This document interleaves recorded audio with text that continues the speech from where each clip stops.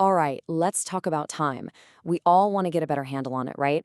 But time management itself, it can feel like just another thing on the to-do list. So we're going to try something a little different.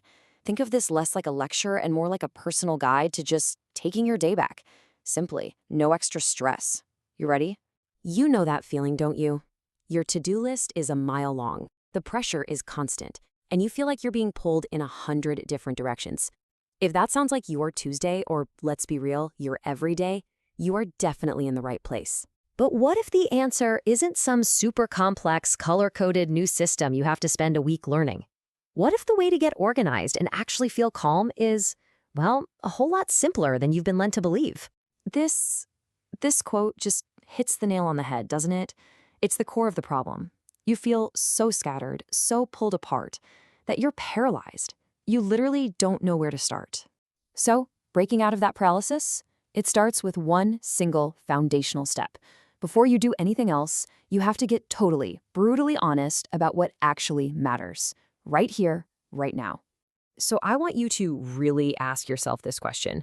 Forget everything else on your plate for a second. All the noise, all the little tasks. What is the one thing, the single most important thing that absolutely has to get done today? The second you identify that one true priority, something amazing happens. You realize a fundamental truth. Not everything on your list is equally important or equally urgent.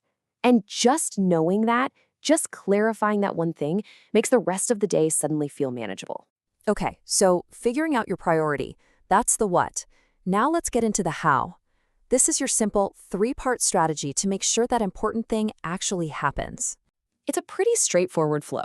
First, we're going to chop up those big, scary tasks into something less intimidating. Second, we're going to tap into your brain's natural peak performance. And third, we're going to use the secret weapon of tiny strategic breaks. Let's dig in. I mean, just look at this.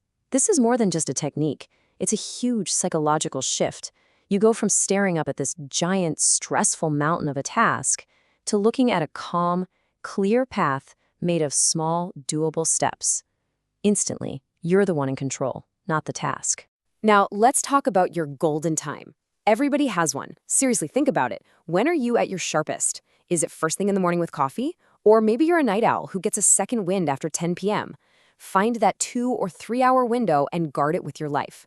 That's when you do your most important work. And what about breaks? We always think we need like a full hour to recharge. But it turns out the best reset is actually tiny. The magic number isn't 30 minutes, it's 5. That's it. Just 5 minutes to step away, stretch, look out a window. It's enough to completely refresh your focus. So you have your strategy. Now, to make it all work, you do not need to go out and buy some expensive planner or subscribe to a complicated piece of software. Nope. The best tools are almost always the simplest. Honestly, your perfect tool could be a little notebook that fits in your pocket. It could be the most basic notes app that came with your phone, or even just a piece of paper you print out each week. The tool itself really doesn't matter. It's what you do with it that counts. And remember this, the whole point is just to get everything out of your head and into one place. That's it. The goal isn't to become a productivity guru. It's just to organize your own thoughts so you can quiet all that internal noise. You know, we've talked about priorities, tasks, and tools, but if we zoom all the way out, this isn't really about being more productive. The real goal here is so much bigger. It's about fundamentally changing how you relate to your own time. This is the philosophy at the heart of it all. We're not trying to manage time just to cram more stuff in.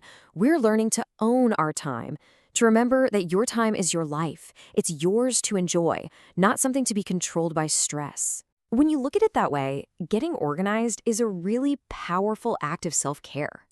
It's about lowering your stress so you can actually make room for mental comfort, for happiness. It's about building a life that feels intentional, not just reactive and chaotic. It's for your well-being. So I'll just leave you with this one question. Forget about the whole system for a minute.